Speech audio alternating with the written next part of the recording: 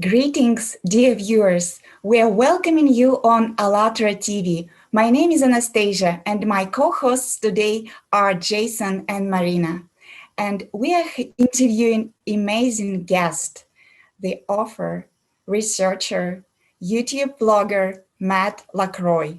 Matt will talk about ancient civilizations, their past and our future. And even though we will talk about ancient history, you will see how this history is related to us.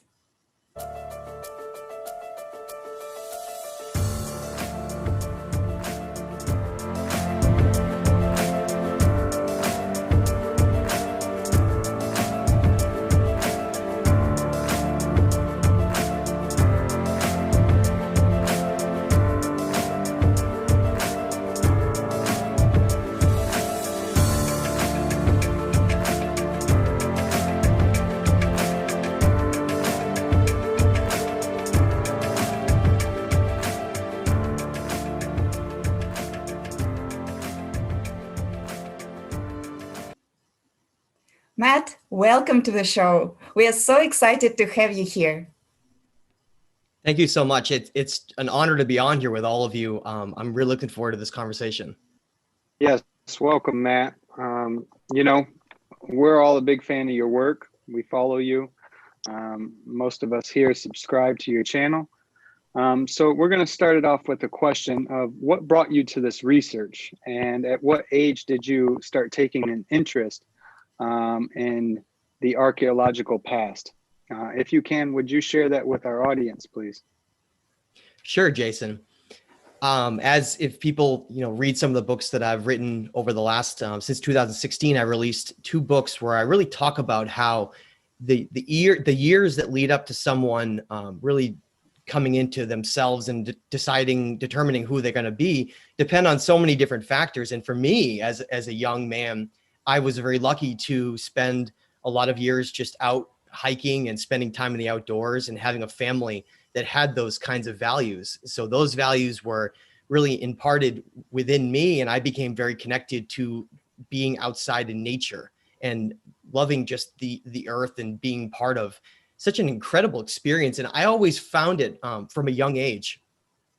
Most kids actually, as I started to get older, beyond being a child, a lot of kids really didn't connect with me. I was seen as a little bit of an outsider and sort of strange because I'd be, just looking up and staring up into the sky, or at night looking up into the stars, and everybody else was sort of running around and having their own little worlds with each other. And I was always distracted by all this immense cosmos and world around me. And I felt very isolated from others because most people, I felt like, really weren't sharing those inquisitive and imaginatory aspects of our this where we are and what we're part of.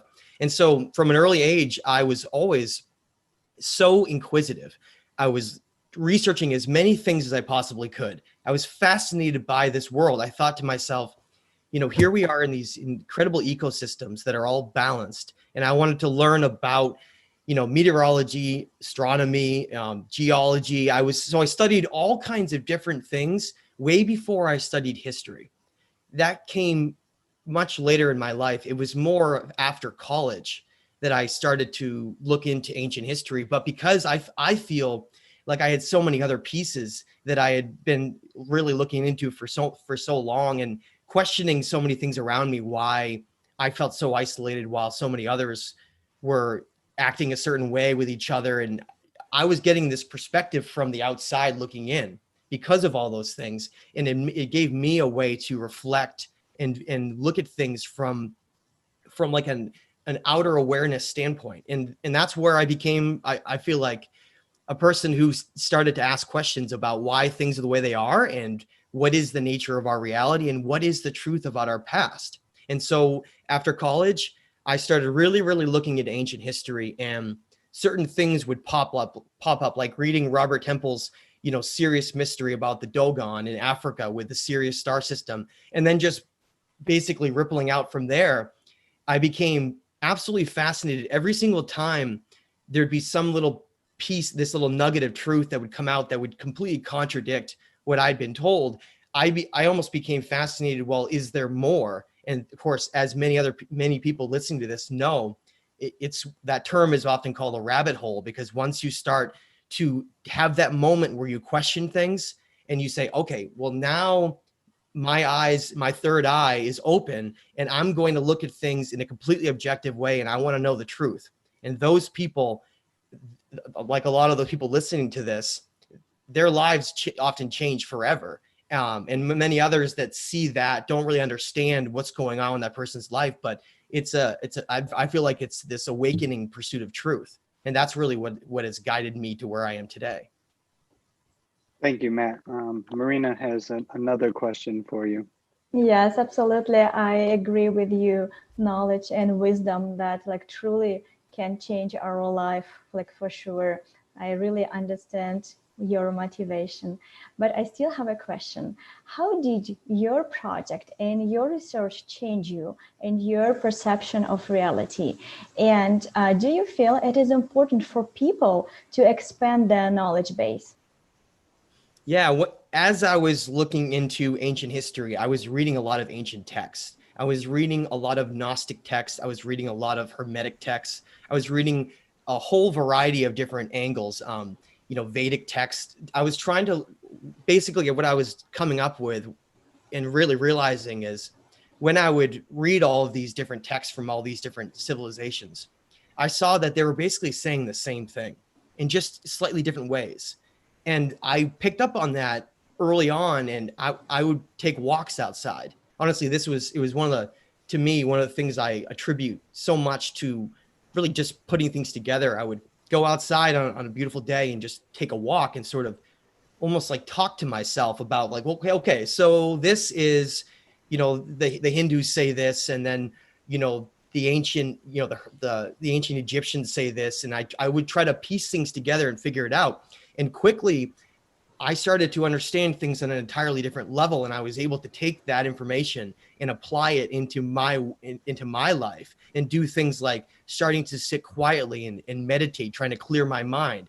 I felt like it would be my due diligence to, if you, it's one thing to learn about something and then write about it to teach others, but how can you do that if you don't directly experience it yourself and be able to have an accurate reflection of what it entails? And it was a very difficult road for all those who are trying to read these ancient texts and connect them in a higher perspective. It's not easy. It's not simply about picking them up and reading them and saying, aha. It's really about breaking down these layers of our subconscious that have held us back from certain ways about viewing reality. And you have to first break those down and dissolve them before you can start to grow. And one of the examples I use often in my writing and when I talk on videos is that I feel like our place here as a sentient conscious being, I feel like when we compare it to something that really is a great analogy to look at, it's like a sapling tree in a forest, and that represents the growth of consciousness. And if that sapling tree underneath a canopy of darkness and overgrowth, if it doesn't receive enough light and nourishment, it really will never grow. And I feel like that's how consciousness should be viewed. It's like watering this a little sapling plant and giving it just what it needs. And if you do that, it's incredible, this path that we can take and what we can achieve in one lifetime. And of course, as we can get into talking about it, but I really don't think that this moment that we're in now is the only one that we've ever existed as. I do think that the ancient studies talking about reincarnation and how energy can never be destroyed, and really gets into the heart of what we are, rather than just being this physical mammal that's on this planet. Yes, Matt, I agree with you. And I really like that you mentioned that theory itself, it's not enough. If you would like to grow, you need to put it in practice. And this is very important understanding. Thank you so much for sharing it with us. Yeah, that's really cool. And I really like how you talk about this, like that you take a piece of knowledge from Hindu, from different culture, and then you build like a whole puzzle of it. And we would like to ask you about the probably main area of your expertise about ancient civilizations. And you know that it's like really a lot of evidence were left in terms of the megalithic structures, different complexes, artifacts, saying us that advanced civilizations once were existing on Earth. And what do you think all these artifacts and all these structures are revealing to us? What knowledge do they give to us? Yeah, it's one thing to have these ancient texts because it's very easy just to say, well, it's a fabrication, it's not real. And then people are like, oh, well, I guess I don't really know what to believe anymore. But when you look at these ancient structures that are left behind, that have survived thousands of years of turmoil and erosion and these events that have happened, they are like the glimpse basically into the past, and they can't lie. Their secrets are exposed for everyone to see. It just takes a certain kind of trained eye to be able to know what you're looking for. Because, and this to start us out so people understand, when we're taught this certain version of history, we're told that human civilization started roughly 6,000 years ago in the Fertile Crescent and is a completely linear growth until what we are now. Meaning, if anything was more advanced, it would have to have been built later. And so automatically this perception is, so anything that we see, these ruins, any of these structures around the world, they're all the same age. There's no differentiation in the different cultures that have been there. That's what we're essentially told. That's what we're given. And so a lot of people, they'll go visit, they'll go down to South America and they'll visit Machu Picchu, or they'll visit outside Cusco or Ollantaytambo, or, they'll head over into Bolivia next to Lake Titicaca and they'll visit, Tiwanaku or Pumapunku, and they'll see these structures and they'll say, okay, this is the Inca that built these, and then case closed. And then they'll go home and be like, yeah, it was beautiful. Look at these pictures I have. But that's usually the end of the story. But for others, and I have to give a lot of credit to someone who I just had a fantastic conversation with recently, a great hero of truth of mine, Brian Forster, who I feel like is like the megalithic Indiana Jones of our age. He realized very early on, with a lot of others noticing as well, like Graham Hancock and Robert Schock and Robert Reval and a lot of others. But these individuals, these experts came along and they noticed that, hey, there's a completely different style of architecture and building on the bottommost layers. In some cases, like in Africa and in places in Egypt, like the Osirion, it's actually built below ground. And so there are these incredibly sophisticated structures built on these lower levels. And then above them is more primitive building with the use of mortar in a very simple building. And when you know what to look for, it's very easy to tell the difference. And maybe that's just because it's something that I've had an interest in for a very long time. And I also looked at things like geology and stonemason building. But once you start to know what to look for, you find that this isn't just these isolated events around the world. These megalithic advanced structures left behind are actually scattered all over the world, from North and South America, all the way across the ocean to, Egypt and around the Mediterranean Ocean and across into places like Angkor Wat and even into Japan. Some people might not know, but the same principle applies in the Imperial Wall of Japan. The main structure is built around an ancient section of wall that is from the same time period that we talk about. And what's showing on the screen, like in Machu Picchu with those stone structures, they're all built with this precision technology and sophistication that in some ways we can't even replicate with our technology and tools today. And what does it say, right? You were asking, what does it tell us? Well, based on the precision of the building and the way that they aligned these structures to true magnetic north and south, and the way that they were built with certain types of rock, basically quartz-rich rock, all of these different components come in to tell us that they were most likely built for an energetic reason. And we can get into that as we go along, but it takes you down this fabulous rabbit hole of, well, instead of thinking of ancient civilizations as just being, 5,000 or 6,000 years old, some of these structures are well over 10 or 12,000 years old, leading us into completely different lost civilizations that have entire stories written down of their epics and what they've gone through, and even the story of where mankind came from. Yeah, that's really interesting. And like when you're talking about these things, like that people building not just these structures, not just for living or cult purposes, that they have an energetic purpose, that's really amazing. And it's telling to me that they were more advanced. And I think Jason has a really interesting question about about these civilizations also. You know, Matt, that was a great overview. I know it's pretty difficult to reduce this into a concise format when you talk about something so expansive and covers such a vast amount of our history. Based upon your findings and research, what have you discovered was the fate of these ancient civilizations and or their destiny? And a second part to that question is, where would you recommend to the audience that's watching this today to start to learn about the myths and legends so that they can enter that rabbit hole and learn more? Thank you. Sure. Well, the first question is rather complex. And it's I think it's going to be something that we're going to be covering also later on as well. But I can at least give an analysis of an overview, like you were saying, of what happened. It looks like when we look at our past, when we look at these structures and the evidence that's left behind on the state that they're in, and we look at a combination of different things from ice core samples from Greenland, giving us a snapshot of what the climate of our world was like more than 20,000 years ago. We start to put this picture together of what has happened in the past. I mean, like I gave the bold statement before that others have obviously given as well, saying that these ancient megalithic civilizations they predate what we think of as the last ice age. That's 12,000 years ago.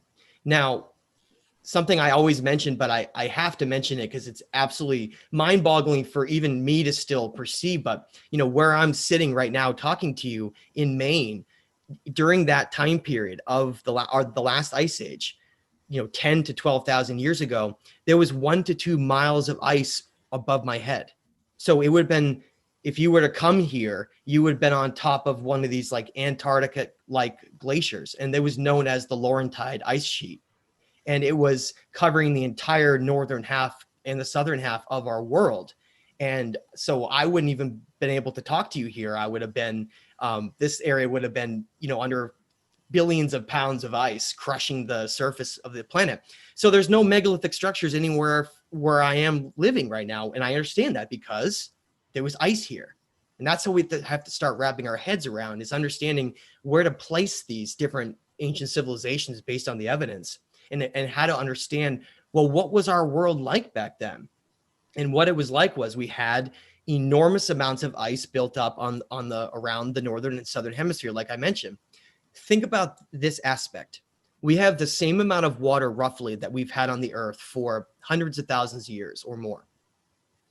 If you have miles of ice covering the massive amounts of area, much, much larger than today, that water would be locked up in ice and they wouldn't be available in the oceans. And so therefore, ocean levels were 400 feet lower back during this time period of these ancient civilizations. And like today, if you were to say, look at a map around the world, the majority of the major cities around the world are built along the coast because it's the most logical way to move goods back and forth and to travel. And it's also tends to be a more hospitable place because of climate to live near the coast. So therefore, look at today, whatever we have left of these ancient civilizations, the majority of them are probably lost underneath oceans right now. And that's exactly what we saw during some of these past tsunami events. Like back in the last tsunami that hit in, I think it was 2002 or 2006, when the tides receded off of India and they were flying choppers in to go help people as the tsunami was occurring, they saw ancient structures under the ocean off of India. And today, in so many different places of India, like Barbara Hill Caves and Ellora Caves and a lot of these incredible carved out mountain structures out of solid basalt, we find lost civilizations there. And then we also see them under the ocean. that tells us concise proof that they were built before ocean levels were 400 feet higher. And when did that happen? Well, essentially, we had a disastrous event occur that led to not the ice age melting slowly and receding, but completely collapsing. And we find geologic evidence all across North America showing enormous mountainsides that have turned into ancient river channels and gorges that have been carved out all around North America off the ocean, where the off of the coast, as well as in Western areas. And it shows us that there were these disastrous events that occurred that melted all this ice. And when we look at ancient texts from nearly every culture around the world that is considered ancient and has roots back to more pre 5,000 years ago, every single one of them talks about a great flood, a great disaster that wiped out everything, and most civilizations had to start over again. And that's exactly what we find, that there was a combination of very disastrous events that occurred on the earth, which led to the destruction of advanced civilizations, not in a way that I think that we would think of with modern day helicopters and planes, but in an advanced state of understanding incredible building structures to harness or balance energy of the earth, and also be connected to the cosmos themselves. And when we look at our world today, which we're going to get into and discuss in a very materialistic and empty fashion, where we care little about energy and balance in the cosmos, and we're so focused on material wealth and gain and all of these things that have been perpetuated, you really can see that these cycles occur in civilizations, just as the Maya predicted. So just to conclude what I was saying, these disasters, these events led to a combination of different things to affect the earth, from ocean currents changing to ice ages rapidly melting with mass extinctions, to grand solar maximums occurring and minimums where our sun causing coronal mass ejections and these solar flares to basically hit certain parts of the earth and melt some of these structures. I mean, it is completely apocalyptic when you start to get into some of the geologic and ancient evidence about what happened to our ancient ancestors. Thank you, Matt. Yes, it's quite obvious when you expand your educational gaps, right, and look at things holistically. You can see that what you're saying is true. If there's ancient structures below the water and you take the ice core samples, you can see obviously and clearly that there were pre-civilizations or more advanced civilizations at the time when there was no water there. And then in the second part, as we know, as of 2014, scientists are conjecturing right now that there possibly may be as much water as above the Earth's surface below it. And one of the funny questions I like to ask myself is, well, where did all this water go? Where did it go? It's not simply precipitation, and so you've given us a lot to think about, and the audience a lot to think about. And I would also like to comment how you're always humble, and you mentioned the people that have influenced you and have led you to reading more, like Brian Forster or Gerald Clark, or your friend Billy Carson, or even Rex. So I'm going to go ahead and introduce Lisa to you. Lisa's going to ask you a few questions. She's from Moscow, and she's a geological geophysicist. And so she's going to talk with you about cataclysms and things like that. Excellent. Thank you. Thank you, Jason.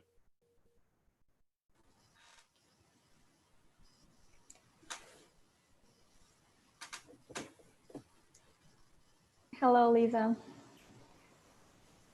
I think your microphone is muted. Okay. Hello, Matt. One more try. Thank you so much for this live broadcast. I really enjoy it. And I have a few questions. As you mentioned before, as you said before, a lot of evidence has been found that entire civilizations were wiped off from the surface on Earth by a giant tsunami. And also, it is very interesting what is about maybe volcanoes or seismic activities. And also, what is your opinion? Could you please indicate some of the most significant artifacts that prove those catastrophic events above the sea level? which this now above the sea level. So thank you. Sure. Yeah, great question. What we find, like I was saying, is that because our Earth is based on a balance of the North and South Pole with this electromagnetic grid, when we find these events of the sun and other various effects as well, the sun going through grand solar maximums to minimums and vice versa, this cycle that seems like it's about 12 every 12,000 years, it affects the electromagnetic grid, the poles of our planet. And when those become disrupted, you can get what's called a pole shift or like a pole wobble. And it's important to know the difference, because if the poles decide to just shift and radically move to an entirely different direction, it tends to cause complete chaos on the planet. The tectonic plates of our Earth can have the potential to radically move and cause magma to explode and earthquakes and tsunamis, like you mentioned. And so when we look at these ancient stories from, like, Plato talking in the Timaeus and Critias about Atlantis being swallowed up by the sea in a very short period of time, it really starts to correlate when we look at this geologic evidence of these civilizations. And my favorite piece of evidence, I think, of all, for just really explaining at least one aspect of this event in a very detailed order, is what's known as an ancient cuneiform tablet called the Atrahasis. Now, for those who don't know what that means, in Mesopotamia, the area today known as Iraq, we are taught that the first civilization around 6,000 years old came about in the Fertile Crescent of Iraq. I do believe that that's true, but the time frame we're given, I think, is completely wrong. What you showed me, a timeline that I've been working on for a long time recently, and in that timeline, I realized that it's very difficult to place all these different events. And so I found very quickly that what we think of as the ancient Sumerians or the Assyrians or the Hittites, they all had these slightly different time periods that they had, as well as different epics of the same civilizations trying to rebuild again. So it wasn't simply that I was looking at the Sumerians. It seemed that there was a pre-Sumerians as well. And what that means is a pre-cataclysmic Sumerians. And the way we know that is because in their ancient writings, like the Atrahasis, which was found in an ancient library, far more important in my mind than even the Library of Alexandria, which was known as the Ashurbanipal Library, which was found in 1849 by a man named Austin Henry Laird. And he found this massive library buried of what's known as a cuneiform tablet. Now, for those who aren't aware what a cuneiform tablet is, it is the most ancient text we have without a doubt, because if you had any other form of writing, it wouldn't have been able to survive. Simple as case closed. That's how this works. The Sumerians realized, and the Akkadians, that if you took clay and you etched in complex messages, sometimes even symbols, you could then bake those clay tablets and they would survive for 10, 20, maybe 30, 40, maybe 50,000 years or more, because it was like a perfect preservation, indenting these messages within the clay, so that if the outer surface started to erode, that message was still embedded within those tablets. And that was the most brilliant way that you could leave a message behind, because paper would dissolve and disappear. Even writings on cave walls and other forms of art and writing would disappear. They would not survive the age of time. And so what we find it wasn't just a few of these tablets were found. There was more than 30,000 cuneiform tablets found in this one library alone, because King Ashurbanipal, in one of these ancient epics that I mentioned, early on, around 4,000 years ago, he realized the importance of these stories, and he went out and amassed this entire library by going out to find where all these tablets were. And what he said in his writings was that they were already ancient during his time, which is absolutely mind-blowing to wrap your head around. That here we have a figure, Ashurbanipal, who's supposedly the one who wrote them, and he's saying that when he went to go find them, they were already ancient. It means that these stories go back far longer than we've been told. And what they say in some of them For instance, when George Smith in the late 1800s translated the Atrahasis and the Epic of Gilgamesh and many others, he realized that it wasn't just these stories that were old, talking about maybe society and laws and rules in a perspective of the past, which is very important, but it was on a completely different level. It was talking about these epics and these incredible kings and these stories of these royal bloodline kings that survived these cataclysms because they were warned that they were coming. And it parallels later on biblical stories that then borrowed these earlier stories and rewrote them. So what we find is that these stories often relate to stories that we're familiar with, like this story of Noah that we hear in the modern Bible. Well, if you read the Atrahasis, this ancient king of Shuruppak, one of his main stories is revolving around this disastrous deluge in which he was warned he had to build some kind of a craft to survive it because there was basically like a tsunami, like what was mentioned. And the only way to survive in these events was to create some kind of a structure. And that was carried down in these messages in detailed accounts about how after these events occurred, most people were wiped out and only a few were left, and they had to basically repopulate and restart civilizations. And so that's the kind of perspective that we see when we look at these. We take, megalithic structures are built in a sophistication that is part of this lost civilization technologies that they had and the knowledge that they knew. So we know that. Then we have these ancient writings that predate these disasters of the Younger Dryas, the last ice age. So check. We know that that's also proof that they're earlier, as well as the fact that they specifically mention certain cities that were around before these floods that were completely destroyed. And so you get this complete picture of the ancient past that goes back well over 12,000 years ago.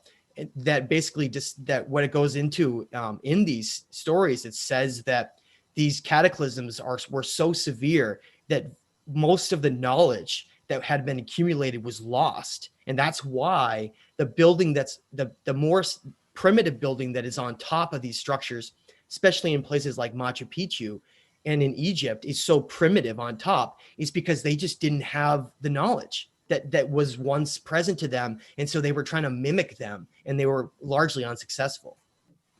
Thank you so much for your answer. And also, as I understood, you said that cataclysms has a cyclic nature. So it occurred each 12,000 years. And so the last one was 12 years ago. And as you said, Younger Dryas, ice age. So what is your opinion, just in short, on the current climate changes on the planet?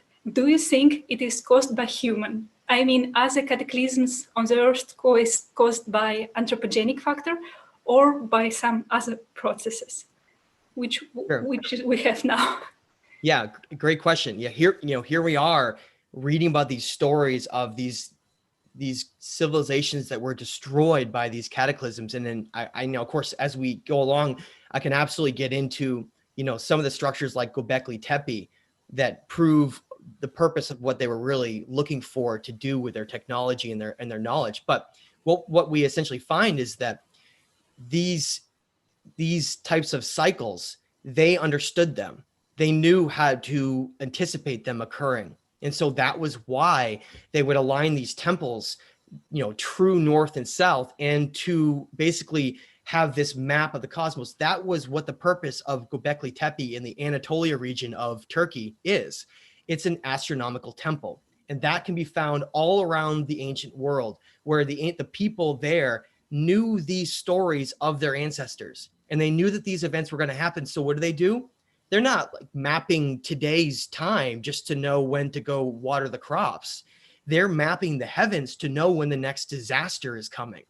And so when that happens, they then build these underground cities to survive. Go look into Derinkuyu, just happens to be right next to Göbekli Tepe in Turkey, in the Cappadocia region. And there's this massive underground city that was built that could house more than 20,000 people. Why would you want to live underground? Unless the events that were going on the surface were so hostile that that was the only place you could survive. And we find ancient cave systems with people living underground and protected all around the world.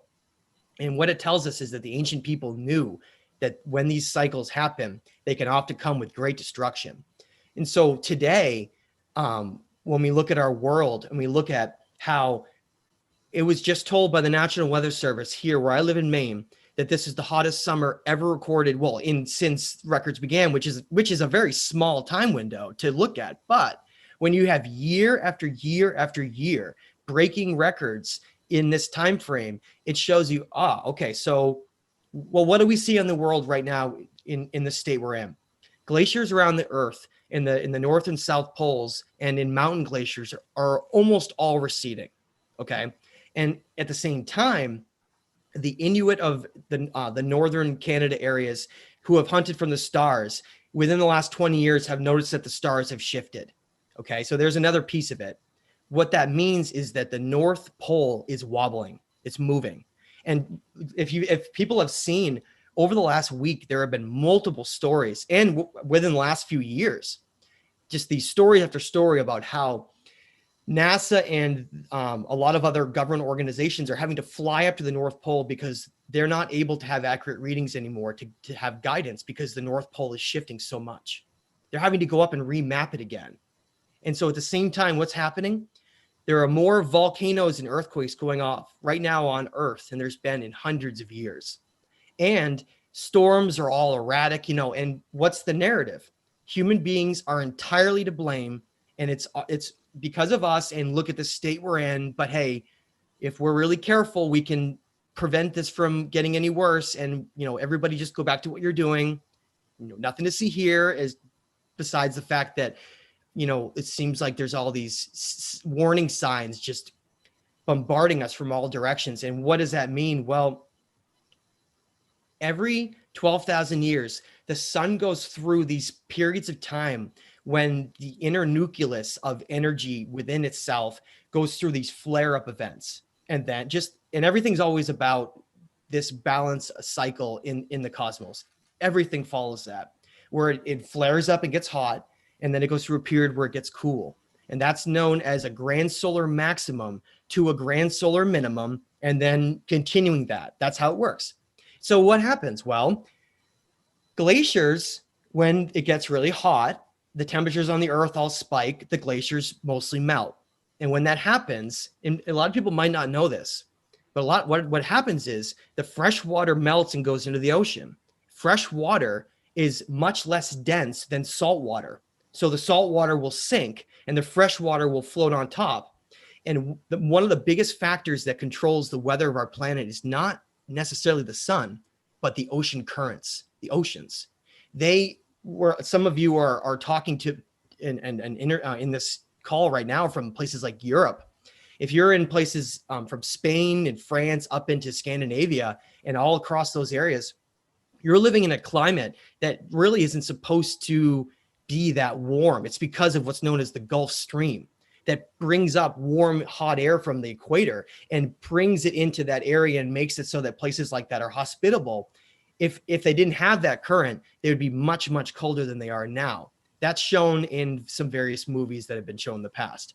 So every cycle, the same thing happens. The glaciers recede. They fill the water with fresh water. The ocean currents shut down. Then you go back to a cold climate on the Earth. The sun goes into a solar minimum and gets weaker. And then you go into an ice age. And then that cycle just repeats itself. That's why there's no ancient structures across the entire northernmost hemisphere, because they wouldn't have been able to survive longer than that cycle. So where are they built? They're all built right in the center of the Earth, from Egypt right up into Turkey, right into South America in the jungles and into Peru. They're all built in that corridor. And all of the megafauna that were existing in the last ice age, woolly mammoths and saber-toothed tigers, they were all killed during that event, which tells you that even these incredible animals, these megafauna animals, couldn't survive. That's how serious of an event this was. They found woolly mammoths up in northern Siberia that were encased in ice and preserved, that had food still undigested in their bellies. these events were very, very fast, and they were very, very climatic. They were very powerful. And these ancient civilizations knew that. And because their ancestors had been wiped out, it was like this preparation of knowledge handed down to try to survive these cycles. Because and this is getting back to where we are now in that long-winded answer, but if a culture, a civilization can survive those cycles, they can potentially reach one or two things. They can either reach the cosmos and become an incredibly enlightened being that's balanced with the earth, that can go into almost infinite possibilities of the future, or they can destroy themselves through destroying their environment, their climate, and basically destroying themselves with war. And we're in this time period where not only are those huge factors, but we're going through one of those cycles right now. And that's why there's so much news talking about these weird dents in the magnetic field that were just reported down off South America, and these anomalies with the North Pole wobbling around. We're seeing a pole wobble right now, but not necessarily a pole shift. And the ultimate question is, are we going to see a full pole shift? Or, and this is my own personal opinion, that all the secrecy that if you really look into some of the technology that supposedly came out after World War II, all the secrecy in the North and South Pole that's been going on, in Antarctica and the North Pole, like Admiral Byrd talking about some of those odd reports, I do believe that this has been known for a long time, and there's a very organized attempt to try to prevent this pole shift right now. And that's my opinion in a very, very, it seems very obvious to me, someone who's studied meteorology and climatology for many years. In fact, that was something I almost wanted to go in as a profession. But seeing what are known as SAIs, or more commonly known as chemtrails, the entire purpose of that program is not only to convince people that they're just simply contrails, but to hide the fact that these events are going on right now. And those are the means that is going on all around us to try to prevent us from going through a complete cataclysmic disaster with this time period. Thank you so much, Matt, for your answers. And also, it is great. Your knowledge in geology are very deep, and your answers are very. It's great. Thank you so much. You're welcome. This is a very important information. I really would like that people around the world will know and understand that right now we have a very serious situation. So we really need to learn and take those helping hand from our ancestors that lived for us, those evidence that we can understand about cycles, about what will happen to our civilization pretty soon. So thank you, Matt, for sharing that with us. Absolutely.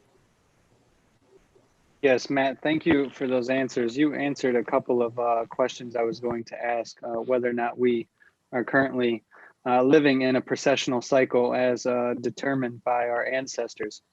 And to kind of back up what you said,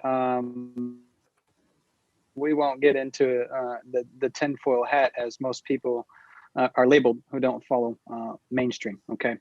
But what we do know is that Mars, for example, is being extensively studied, and that during the last ice age, Mars actually had its own ice age that followed these precessional cycles.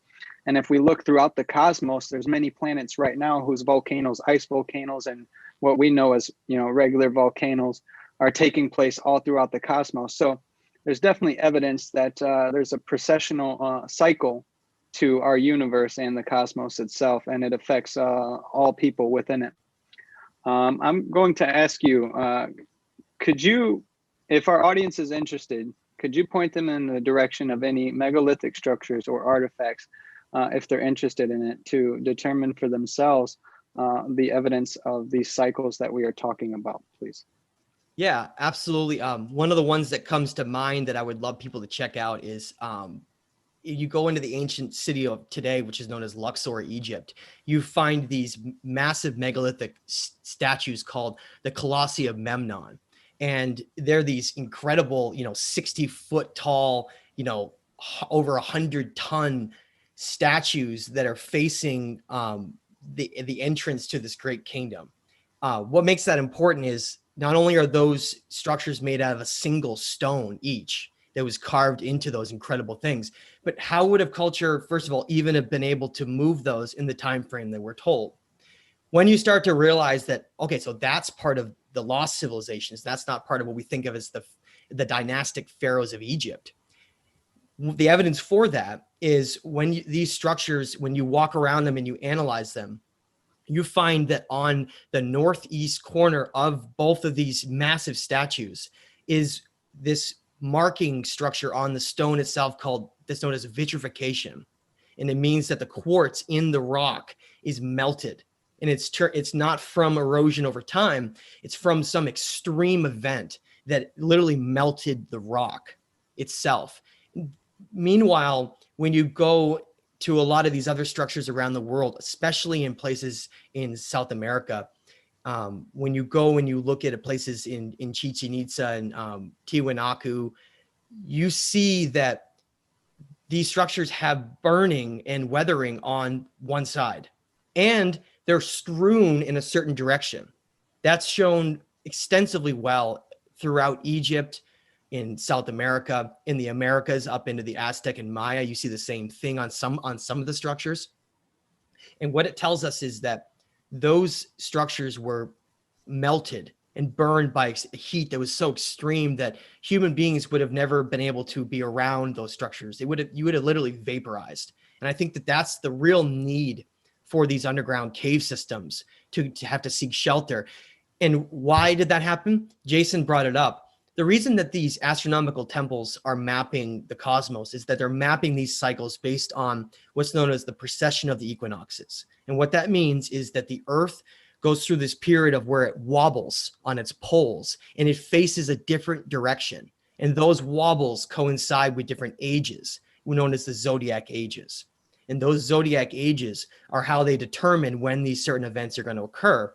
And they can take steps to prepare them. In some cases, like Göbekli Tepe, they deliberately buried the site to preserve and protect it because they knew what was coming. And I find that to be just completely incredible to perceive that. So anyway, these structures around the world exhibit this evidence on them that shows that they were completely destroyed in some cases and strewn all over the place. And then another culture came later. In some cases, they tried to put them back together, but in other cases, they literally built temples around them. That's how important they recognized that they were. And I feel like if people start to go really look throughout Egypt, most of the structures like around the Sphinx, around the Osirion, down into Karnak has fantastic examples of this burning on the outer rock facing a certain direction. And just like I was saying, pointing out these megalithic precise building of this stone. And there's one way we can prove to know that it wasn't from the culture that we've been told. Look at Egypt, for example. When you go to a place like Karnak, you find hieroglyphics on these incredible monoliths, okay, that stretch up into the sky, and there's all kinds of ancient writing on them. Someone might jump to the assumption that means that writing that's on there means that they built them. But that's not really the case, because a lot of those structures that are built out of a type of granite and just types of rock that are so hard that they would have been impossible to carve with Bronze Age tools. So when we're told and given this timeline of when all these cultures built them, like the dynastic Egyptians, the technology, according to the Mohs hardness scale, which puts things up against itself based on their density and hardness, it shows us that a certain tool and sophistication would have been required to be able to create these sophisticated structures, to the point where, as I pointed out, some of them are so sophisticated that we couldn't even do that today. That, like the Great Pyramid of Giza, being built in such a way where it's perfectly aligned with the king and queen's chambers, pointing towards, the constellations of Orion and Sirius, this almost feminine and masculine aspect of the cosmos, possibly even going into reincarnation and rebirth and cycles of energy and consciousness. These cultures understood those things, and they built these structures all over the earth on very specific points called ley lines, where energy was coming together in this intersection point. And so when we look at these structures, to me, it is absolutely mind-blowing to think that was built more than 12,000 years ago with technology that we don't even have today. And that's what really makes me so passionate about talking about these cycles and these lost civilizations, and even about the influences of where that knowledge came from, and leading back to who we really are and what our place is in the cosmos. Thank you, Matt. I couldn't have said it better. I really appreciate your well-articulated answers there. Thank you. Marina, do you have a question for us? Yes. It's to really understand who we truly are and act accordingly. And unfortunately, right now, if we would open that textbook, the world history textbook, we will see that our history started 6,000 years ago, and that was the history of violence and destruction. But when I was listening to all this interesting facts about previous civilization, and hard to believe for me, so that people were that aggressive that our textbooks telling us. Do we have information on the cultures or civilization who lived peacefully and were living in the time period of 12,000 to 6,000 years? Do we have maybe any examples when society was living without wars, competition, violence, slavery? Yeah, that's a great question. And what you really find is that there were wars in pre-12,000 year history, but that was escalated on a massive scale after the reset occurred. The reset occurred with this last cataclysm during this time period known as the Younger Dryas. When that event finally subsided and the climate became hospitable again, we had these cultures and civilizations rise up. And we know that from another very important cuneiform tablet called the Legend of Etana. Now, in that tablet from Mesopotamia, Etana states that he was the first chosen bloodline king, royal king, to rule in the New World. And what he specifically says was that he was part of what was known as the new beginning of essentially humanity. He was tasked as a king to create civilization in the certain image that it was supposed to be created. And he states in there that the first city that had been built after these destructive events occurred was known as the city of Kish. And today you can go and find remnants of that city in Iraq right now. It's there in ruins, and it's right in that tablet. But wait a minute, aren't those tablets considered by experts just be myth?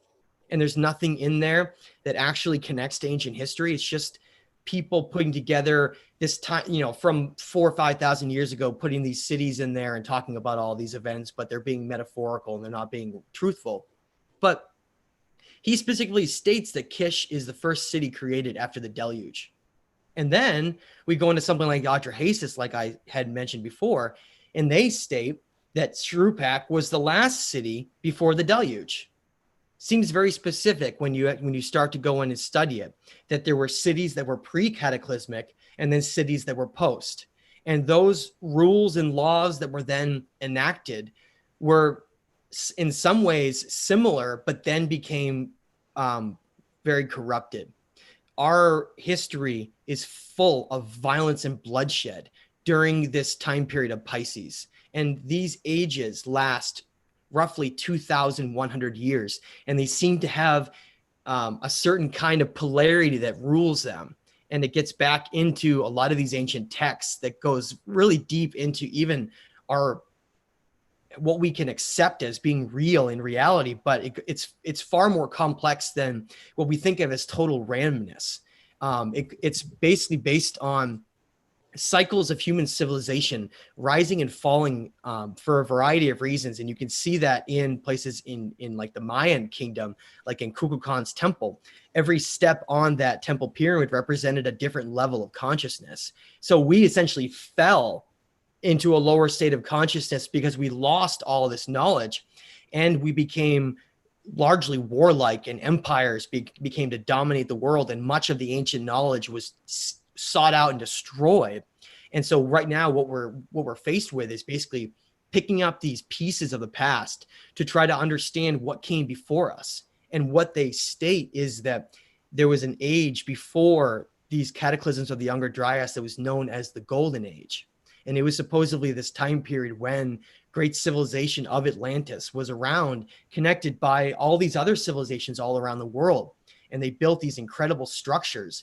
And what you can see from what was left behind is evidence of what their mentality was. Let me give you an example. Let's say we do get destroyed by these events. What would they find from us if 5, 6, 7,000 years went by? What would be left from us today? Well, the steel and all the metal would just disappear eventually. And some of the structures we built, maybe some of the old time masons in some cities would survive, but maybe plastic, right? They probably would find a bunch of plastic and think of as, and be like, okay, that civilization was built on just taking resources and creating empires and being warlike. Whereas the previous civilizations that left behind these incredible, precise structures aligned with certain energy locations of the earth, that tells you what their mentality was right there. They weren't focused on material wealth and goods. They were focused on the acquisition of knowledge and raising their consciousness and awareness to becoming like these beings of the cosmos. And I think that's why so many of these structures are aligned to all the specific positions that they are, and had this knowledge that really goes far beyond what we did, because the principles that made their civilization what they were are not the same principles that we have today. And I think that we can learn a tremendous amount about those civilizations and have those direct lessons applied to where we are and where we're going. Absolutely. Thank you so much for your answer. Jason, I think you wanted to ask something. Apologies, I found some interesting information while you were talking with us about these civilizations. So Matt, you have discussed Mesopotamian civilizations and cultures at great length on your channel and in your book and everything else. Who do you think is responsible for writing our history in such a way that it opens up to Sumer? Because a person doesn't have to venture far. They can find that pre-Sumerian, there were cultures and civilizations that lived, or what's called as farming cultures, right? But they lived in peace, and currently today's evidence shows that they traded, and they traded peacefully. However, there's this drastic time period in Sumeria where all of a sudden we have dynasties appearing, we have hierarchies appearing. What do you think the purpose of not sharing both sides of our history is, as far as academics goes and history books go? Yeah, this glimpse of what we were like in the past as, nomadic hunter-gatherers that just slowly became what we are today. I really do feel like it falls under this, what's largely like a Darwinian viewpoint of our past. The fact that we're just evolved apes and that we came here in almost a random way as a survival of the fittest mentality, right? We got here because we triumphed over our world, and here we are based on just the knowledge that people got from somewhere, and then had these ideas that came from somewhere, and then they created all this stuff, and here we are. That's what we're made to believe. Whereas that's not what these tablets and these texts say at all. It states that they were given this knowledge from above, and that they were given like a blueprint for how to create human civilizations. Even something like you said, farming and agriculture, that may seem like a primitive thing. Like, someone drives out in the countryside and they just see farms everywhere. They're like, boy, this is really rural and primitive. But no, that's the complete opposite. One of the building blocks of a civilization is the necessity of having a agricultural system that's robust enough to feed and grow that population in a sustainable way. So the Sumerians, one of the first forms of currency they had that we have evidence for was called a shekel. And it was based on the value of a bushel of wheat. It shows you that that culture was basing their currency and their belief system and how they structured everything on an actual good that they were producing, which was important. Whereas now we have a fiat currency that's not really based on that type of system anymore. More so, like you said, connecting back to what you were talking about.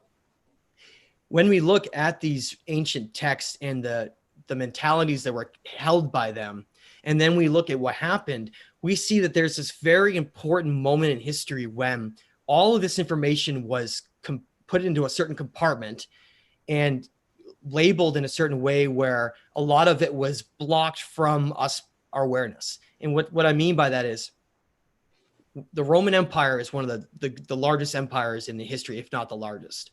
And when they were collapsing as a military empire, there was this brilliant idea that the leader Constantine had, where he decided hey, what if we become the Holy Roman Empire? And so when the city of Constantinople was founded in what's now modern day Turkey, they changed the Roman Empire from being a military empire into being the Holy Roman Empire, which means that they were going to become a Christian empire that had certain values. So, what does that matter? Well, they took a lot of these ancient texts and they rewrote them, and they controlled certain pieces of information. They left other pieces of information out. For instance, an ancient Hebrew writing that was found alongside a lot of these other texts that became what we think of as the modern Bible was known as the Book of Enoch. But because of that text and what it contains in it, it was held out of our modern Bible because it contained all of these things talking about watchers and Nephilim giants and all of these fallen angels and all these terms that just did not fall in this certain aligned viewpoint of history. And what happened was the Holy Roman Empire started persecuting people for having certain beliefs and burning any ancient text, such as the Great Library of Alexandria, right to the ground, and going around and destroying all of the evidence of these pre-Abrahamic religions and what the knowledge that they contained had. And basically today we have this version of history that is very, very controlled, that derives from what I believe of as from that time period, as well as a religious and spiritual perspective that came out of that time period as well. It was a double type of way to control our reality, control spirituality / religion, the message, and control basically the viewpoint of ancient history and what defines us.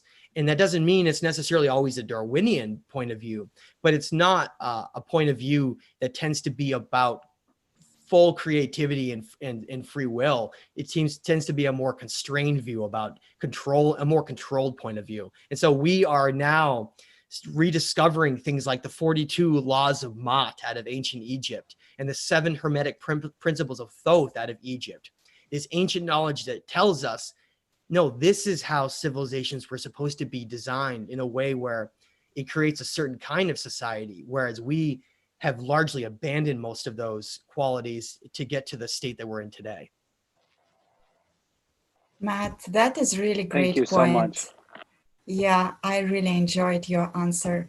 And, I have a short question that, I don't know, we tend to believe that human nature is based on conflicts and destruction. But what do you think where we would be today if we all would know that truly human nature, it is based on peace, on cooperation, on collaboration, and if that knowledge would be translated everywhere? Yeah, that's something that I talk about a lot because it really comes down to how do we perceive ourselves on Earth and in the cosmos? Are we just an ape that's evolved to a certain place?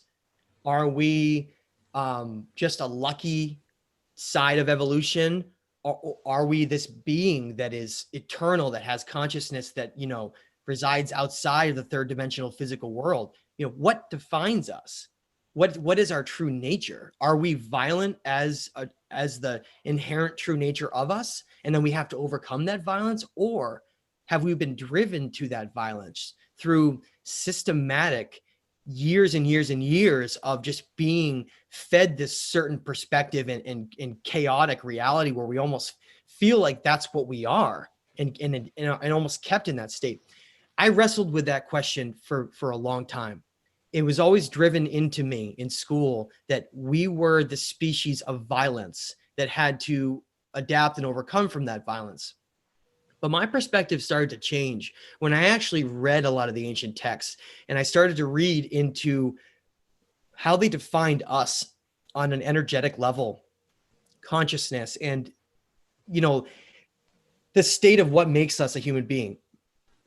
When you look at the properties that we have an incredibly deeply emotional love side of us that has the ability to become incredibly powerful and really define almost all of our actions through the actions of a loving, emotional, positive side.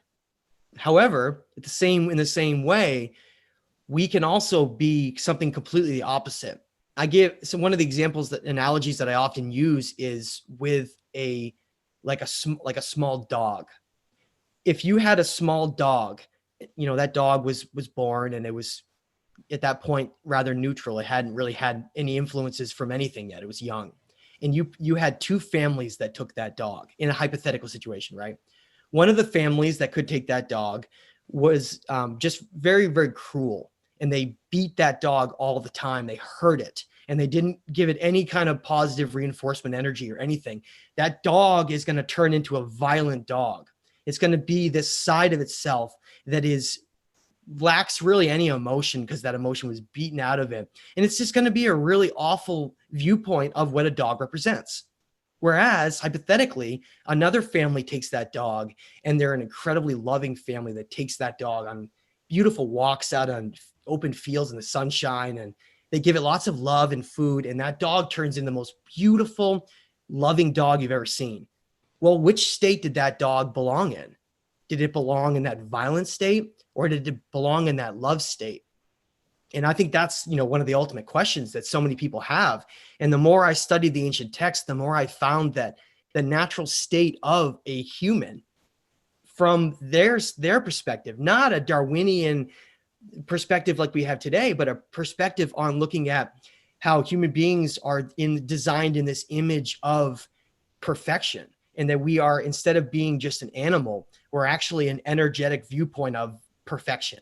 We have within us this advanced state of energetic systems called the chakra systems, which are based exactly on the 7 colors of the visible light spectrum, meaning that if we can obtain these certain higher vibrational states of energy and reach on what was known as Kundalini, this crown chakra of our highest state of energy, we can literally become like gods, and we can become these incredible beings that are spoken about all throughout history.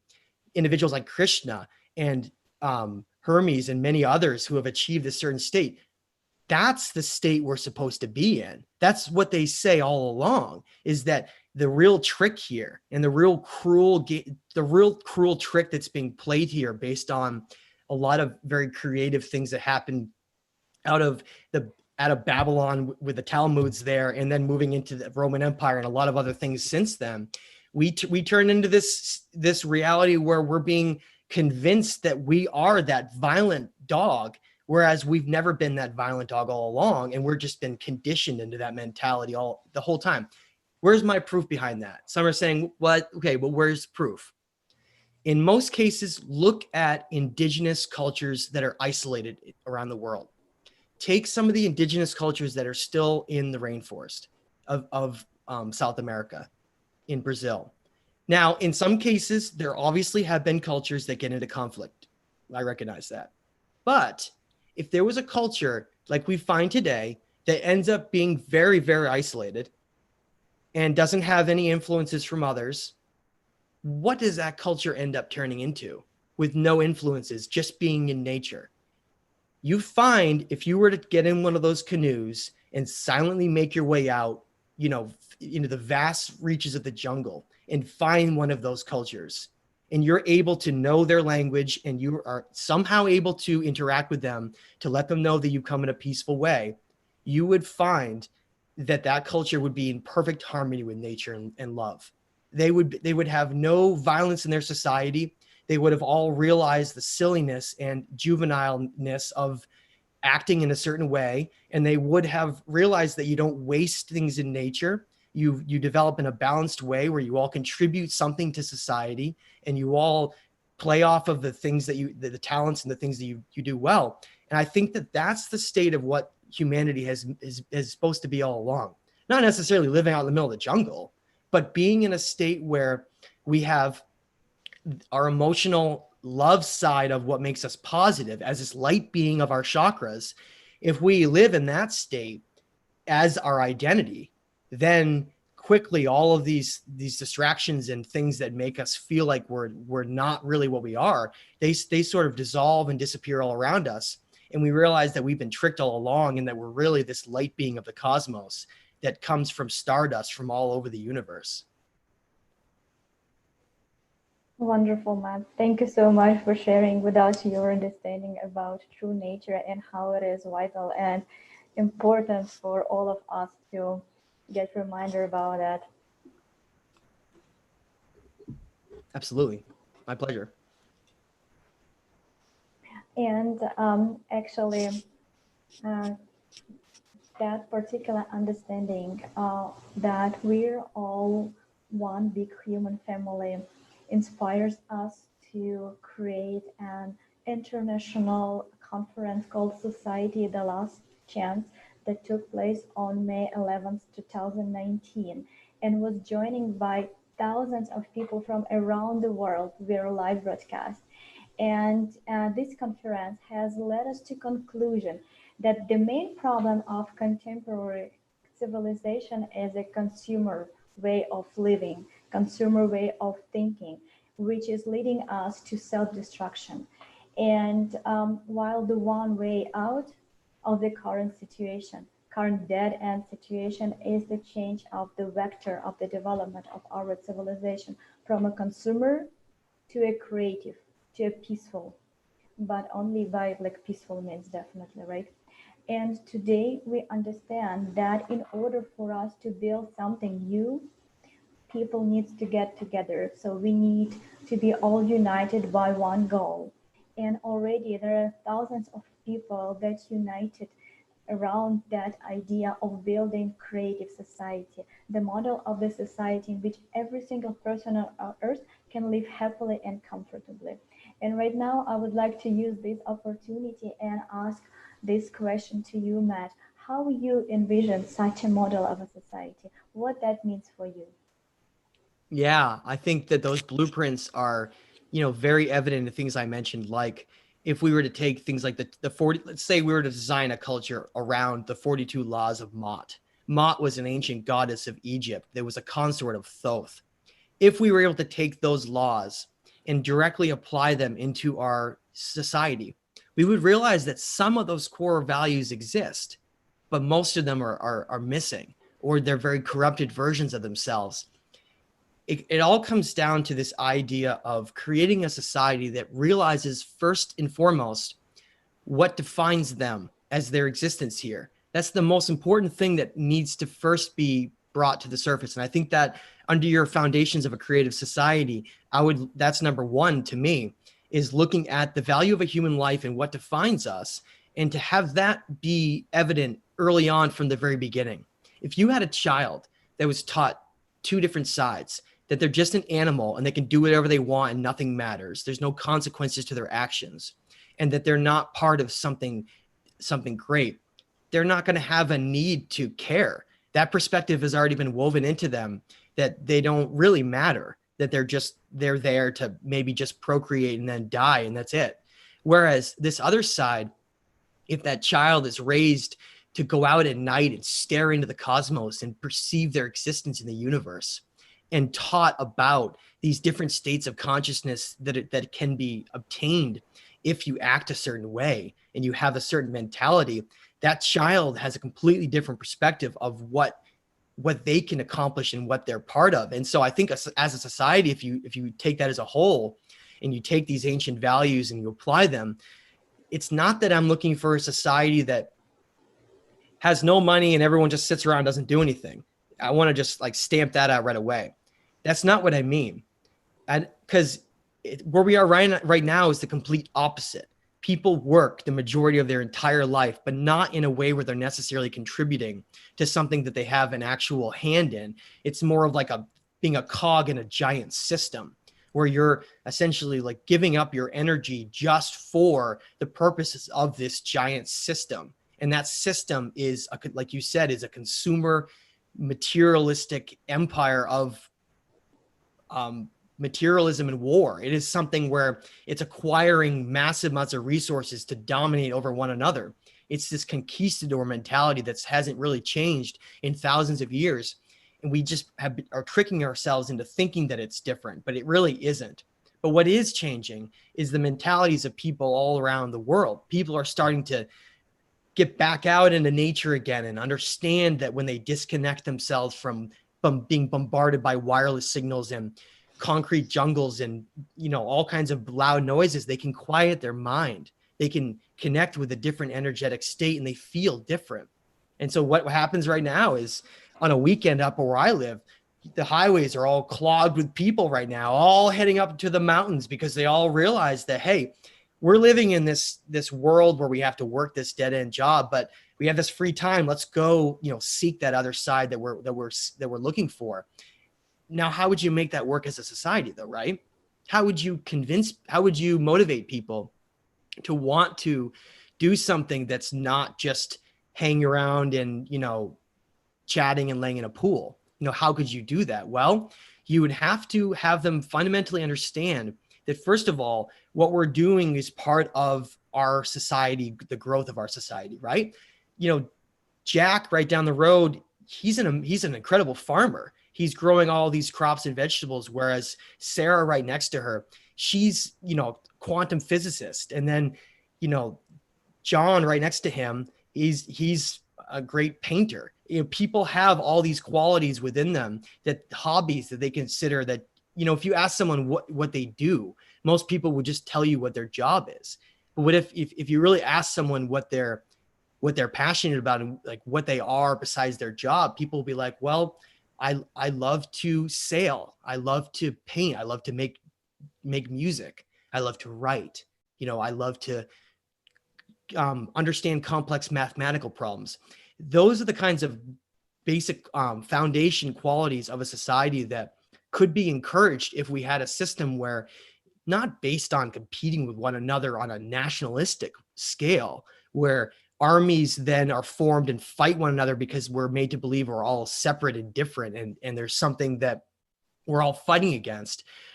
I'm in complete favor of having more of a system where gradually our world can realize that we're all part of the same thing, the same outcome. You know, where does the human species go?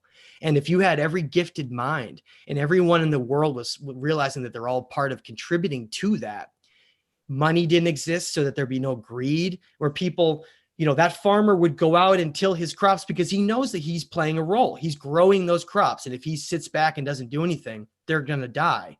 Just like the person who has this musical instrument next to them that could create beautiful music. If they decide not to play that instrument, that'll never be created. We are these creative, conscious beings here that our purpose is to take ideas and manifest them into a certain kind of reality, into a certain reality where we take the gifts that we truly have, which are far more fantastic than most people even know. You know, we have all of these abilities where the ancients talk about when you go into deep meditative states and you quiet your mind, you can leave the third dimension of our reality and enter into other dimensions of awareness where time is no longer linear and you can reach higher states of energy. That might sound crazy to people until they start to apply some of these ancient teachings into their life. And they take these lessons and they realize that we as a humanity as a whole has the potential to be so much more than we are. And it almost hurts my heart to see what we become. So many people walking down the street completely sad and depressed because they live in these empty lives. You know, we don't deserve that. We deserve to realize the infiniteness of our consciousness and what we could become, and our contributing decisions that lead to this rippling effect of everything that can form our timeline. That's what I think is really makes me passionate about doing this. Matt, thank you so much. I know we're running short on time here, but we would really love to show you and the audience a few of our foundational principles that are found here. And Marina's going to go ahead and introduce that to you, and I hope you don't mind. Sure, absolutely. Yes, thank you very much, Jason. So, the basis for building such a society, there are 8 foundations of the creative society, which are mentioned in our article. You can read it on allatraunites.com website. And these 8 foundations were formed as a result of thousands of interviews that we took around the globe, like more than 180 countries participated in this research. And right now, I will ask technical support to play a short video with these 8 foundation. And later, I would like to hear your reflection on this foundation. Why do you think it is important to implement them right now, and how the world will change? Absolutely.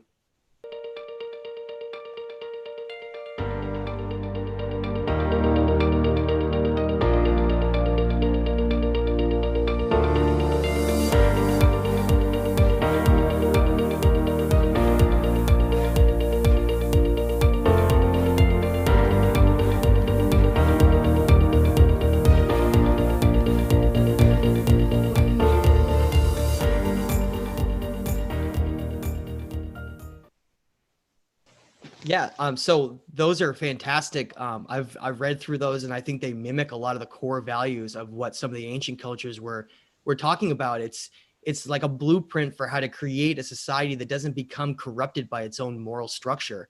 And I think it starts with when I remember being a kid in middle school, high school, and seeing how this aspect of what makes us who we really are, creativity and imagination and the potential of what we are when we're young.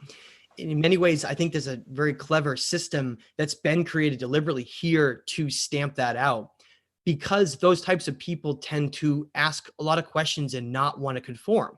And it's this aspect of creating a conformed society that is just about productivity for certain aspects of productivity, not productivity of knowledge and moving forward in that sense, but more of just a productivity for wealth.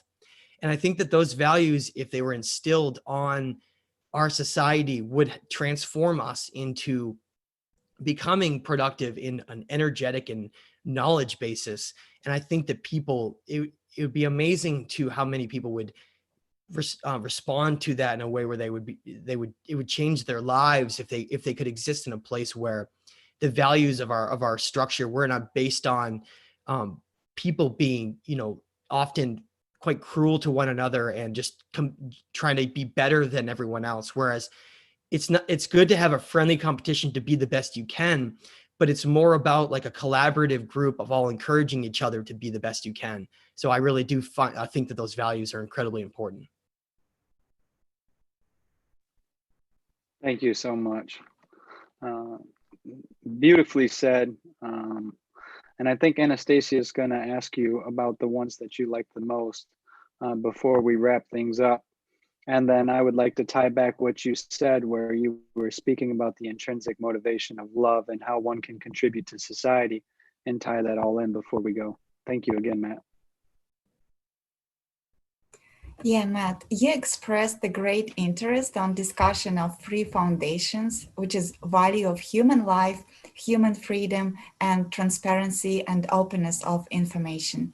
Could you please tell us why they are important for you? As I alluded to before and briefly spoke about, I think the first place we need to look at is there are foundations that are important, but they don't necessarily belong first. You have to create a foundation with certain hierarchical system. A foundation means you have to have a certain value structure that is of the most importance in a certain order. Because if you don't do that, then it won't really make as much logical sense and it won't work as well. For instance, in the way that as I said before, we need to first redefine how we view ourselves in order for everything else to then trickle and fall into place. Once we are to show the value of a human life and merciless as wars fought for banking corporations and companies, if we can just rid all of that stuff from us, all that darkness, and get to a place where the human life is truly valued for what it is, a being of light in the cosmos. You don't throw one of those aside like it's meaningless. It's almost like it's in many ways we're treated like we're just some expendable livestock. That's not what we are. We need to redefine a human life and how important it is. And then number two, human freedom and choice. We may think that we live in a world of free will, but in many ways, the laws that have been created here constrain us from actually having free will, because we have certain means that are put in place where we have to survive, pay our taxes and be able to eat and survive. That means that we have to play the system. We have to play this game that's here. And that automatically prevents free will from really having the effect that it truly is supposed to have, which means, what if someone wanted to become an archaeologist or something, say, and they wanted to go visit some place around the world and study there? Could they? Maybe if they had a certain amount of money in their life, maybe a family member, they just happen to be lucky enough to have that in their life to allow them to do that. But in most cases, people don't have free will. They can't just make choices and do them. And some would say, well, Matt, what about earning, and working hard for something? That's true. But we need to have a system where people have the opportunities to do things that can enhance them, rather than having almost like a caste system, a modern caste system based on status and wealth in our world. Whereas we've really become a corrupted society where it really isn't equal opportunity for everybody. I think that that's what needs to change, is this entire unbalanced part of our society. And then the third one is number 4, which is the transparency of information and truth. We live in an age of complete deception and inversion. So many of the ancient symbols and the knowledge that they passed along not only became hidden, but it became completely mixed up and turned around into what is, in many cases, its opposite value. I talk a lot about things like the eagle and the serpent and what those used to represent. And today, people think the serpent is this evil thing and the eagle is this symbol of freedom and peace, whereas every conquering empire in the last several thousand years has seamlessly shown this eagle on its flag and crest, whereas ancient civilizations throughout history that focused on energy had the symbol of the serpent. We've been taught the complete opposite of what's really true, to hide and what is actually connecting to what I think is higher states of consciousness and energy, and understanding what our ancestors knew all along. So I think if we were to have those 3 foundations, revealed and taught, everything else would fall in place after that. So that's how I see, that's what I see as being the most important of those foundations to lay down. Yeah, that's a terrific answer. Thank you very much. Thank you very much for your answers. Thank you, Matt. Thank you. And as you can see, none of us couldn't agree more with what you have said so far. And I'd just like to highlight something for everyone that has listened to this so far, is Matt has discussed that the way that we perceive ourselves is directly reflected in how we associate ourselves with society. And that's about being self-responsible and taking action and doing what makes you happy, yet it can't impede upon someone else's happiness, okay? And that has been found all throughout ancient history. Also, Matt, you have discussed just now with our audience about certain signs and symbols. And for those that read your books, that follow you, that listen to these things, there's an interesting book called the LaCroix book, in which they can learn a lot more about those signs and symbols and bridge those gaps of knowledge that they're looking for. Because I'd like to highlight what you said in your book, The Stage of Time. I'd like to be open about all possibilities in pursuit of new information, and I really think that captures a way a person should take self-responsibility and not be closed-minded to new incoming sources of information. Thank you. Thank you. We're going to wrap things up now. On September 13th, 2020, we're going to have a conference on the Kaleidoscope of Facts. It's a new project started by participants all over the world, of lay people, educated people, passionate people, you name it. It's also going to be broadcasted in multiple languages. I think something like 10 or 12 languages. And the topic we're going to discuss, that I'd like to invite you and anyone else who would like to participate in this, is we're going to discuss Atlantis plain and openly. We're going to discuss these hierarchies, these structures that were discovered. We're going to discuss the cultures and the technology they used around those timelines, and really pursue information. Because going back a little further, you had brought up, and this is for anyone who's interested in participating. We have found a lot of technology during World War II actually comes from the Atlanteans. That was found in different scrolls, texts, cuneiforms, Tamil writing, Sanskrit writing, you name it, was found, reused, and then no one discusses it. So we would like to cordially invite you to that, and anyone who watches your programs. Also, we commit to inviting one more person. If you can, please, will you tell us who you would like to invite to speak with us and discuss some interesting topics, whoever that may be within your circle of friends, or who you would like to see on here, please? Yeah, I'll see if Billy Carson is available. I think he'd be great for this discussion. Wow. Thank you so much, Matt. Well, And we welcome Billy Carson, please. Anastasia is going to close up and give the final word. Thank you all so much for joining us. This has been a wonderful interview with Matt. Matt, thank you. Yeah, Most thank you welcome. very much, Matt. Thank It you. is amazing. We really appreciate all your discoveries, what you are sharing, and your attitude. And like, to me, it is, you're talking that we are collecting seeds, that then we were talking about peaceful civilizations. But it was talk about ancient history, but I see how this history is related to us, that it's about us, about our society and the choices we are making.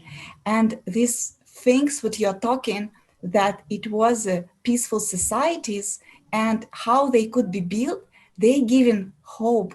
And I think from this point, everything can be changed, because in the end of the day, what we leave behind is what not engraved into the stone. It's what is woven in anyone's life. Thank you very much, everyone. Thank you, Matt. It was a pleasure to have you here. Thanks a lot. It was a great discussion. Thanks so much for having me on. Until next time. See you soon. Bye. bye-bye. Thank you. Thank you, everyone.